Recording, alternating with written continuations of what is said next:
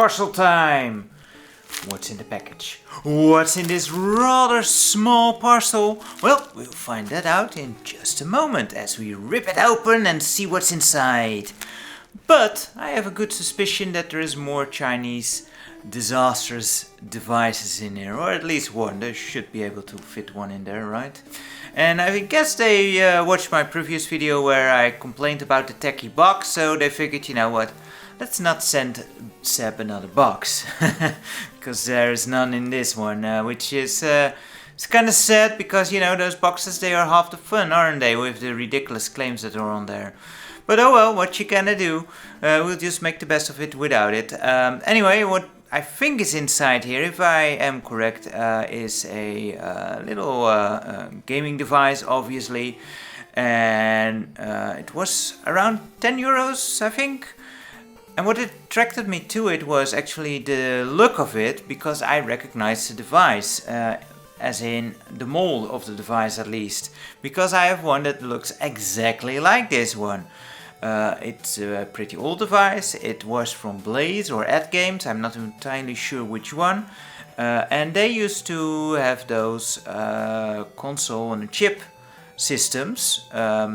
Mainly the 16-bit Genesis Mega Drive, with very poor audio, by the way. But the one that I had didn't have 16-bit, it actually had 8-bit games on there. So, you know, Master System and Game Gear games. And it played really well, actually. And this one looked exactly like it. So I'm kind of curious to find out if this Chinese knockoff actually houses some Sega games as well, and preferably even some Chinese unlicensed games. That would be interesting to find out. I'm really expecting just a whole bunch of, you know, random Famicom or Famiclone games on here, as per usual. We could be wrong there, and hopefully find something neat in here. How about we go and check it out and see what's inside this thing? Let's go! Let's see, what do we have here then? Can I open this up without needing scissors? Well, I could just feed it to the cat, I suppose. No, there seems to be... Open it over here. There we go. I think this one came in 3 different colors, and I ordered the red one because I have the blue yellow one as my other device. And man, this is real tiny. I'm kinda like, is this the one that I'm actually thinking of? Because it is so small. And I don't remember mine being this small. At least it is well packed, you know. It doesn't run the risk of damaging anyway. Very small lead, as per usual. Only mono, also per usual. So yeah, and at least there is a manual here. That's cool, that's cool. And yeah, this is the device that I seem to recognize. Is there anything cool in here? Well, let's find out. And let's put this away and actually look at the device itself here. Very, very small here. Yeah, this is super tiny, holy crap. Yeah, this is not like the one I had. Because it wasn't this small. This can... I think this is for a lanyard to put it on your keychain, maybe even. It's a nice metallic bit of shine to it. But yeah, oh my goodness, this is... It's not a D-pad. It's like it. You shove it aside. I'm not even sure how you call this. It's kind of like a pedal. It's not really a D-pad. It feels really weird, and I doubt it'll play nicely in any game. Please don't eat cables. And yeah, there is a little flashlight here in this one as well, which I don't remember on the other one. So I guess I should put in batteries and see if that actually works. And there we go, all powered up. And good to know is that there is not actually a screw in there. It's just for show, that hole. Probably to save some money, but I do appreciate it. Only thing is, I wish I had tried to pull it off before I went looking for a very tiny screwdriver. But oh well, it is what it is. Kinda hard to get that cover on there. But yeah, so there's a flashlight on here, some basic buttons. This triangle thing is nothing. Start and ABC, don't know which one is which, and there is a reset button and the on-off switch, which does turn on a small LED here. I don't see it in the viewfinder, but I'm sure it's on. And if you press to the left, you will enable the flashlight, which, to be fair, is actually pretty decent for a little freebie on a game console, which how many can say that they have a flashlight? It's just a very weird addition, but I guess that's what makes it portable. And yeah, it's fairly bright LED on there, so that's pretty nice. Now, it's not going to replace what I have on my keychain anytime soon, because that's a bit more powerful, but still, for what it is, it's I'm kind of surprised that it actually works as well as it does. But of course, does this portable game console, for which you need a TV, does it actually play nice? Because that's more importantly, I can't imagine this being great in the hand. But yeah, let's go over to the capture and see what it's like. Oh boy, where do I even begin with this one? I suppose we can go off the very limited positive list. I'm actually dangling the console now on the cable, and as you can see, it's very sturdy connection and cable. So that's at least nice.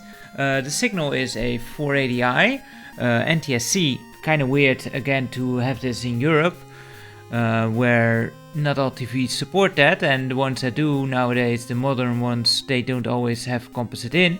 But you know, it is what it is. For some reason, again, this one has also like really bad interlacing. I'm not sure what they are doing with the signal, so you know, pardon any flickering and all that. And as I expected, that D-pad thing is real sensitive and real annoying to deal with. It's absolutely terrible. And yeah, as you can see, it's full of NES or Famicom games, or you know, hacks of them, and a couple of doubles. Or not doubles, but where they take a game and put different levels into under a different name. But yeah, the good old standard Super Mario is always a good look. For some reason, if you go to the main menu in the system, you need to press start, and then to actually start a game you need to press A. And yeah, these controls, man, ooh, they are so terrible. It's very hard to control Mario in any reliable way, because it's very hard. You need to be super deliberate in your movements, and also the buttons aren't placed too well to actually play NES games. It feels very unnatural. But you know, it kind of works, I suppose. Yeah, already the buttons screwing me over there. But yeah, it kind of works, but I doubt anyone would enjoy this for a long period of time. It's just very hard to control, and you know, this is the first level and it's already not flawless. Now, of course, there's also me playing, but even I can do a bit better on Super Mario Bros. Than this. It just feels very clunky, and that sliding joypad thingy is just super terrible. Anyway, let's check out some other stuff in here. There are some unlicensed game, although nothing too super interesting. Like, of course, there's Angry Birds, because that was popular. This is a console that has very early Famiclone games on it, and just very basic NES games. So there's no games that use advanced chips or anything. It's all the most basic of basic NES games, basically, and it's a lot of basics.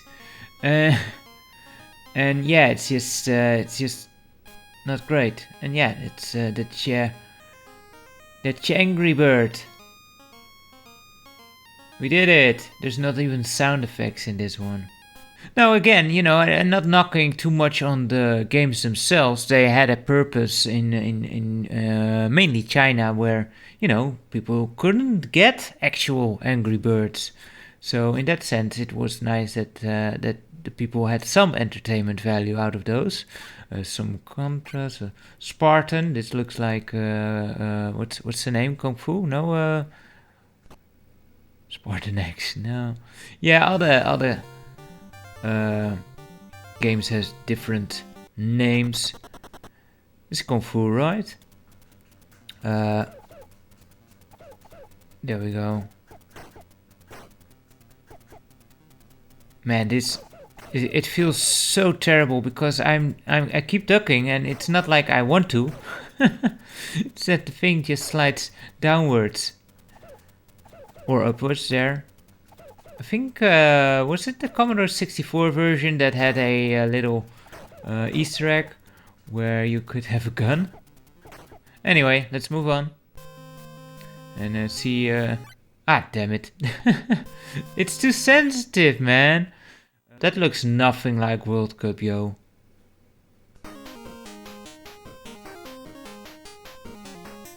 It sounds nothing like World Cup. Was it an actual NES game? I've never played this. I loved me some World Cup, but this is not it.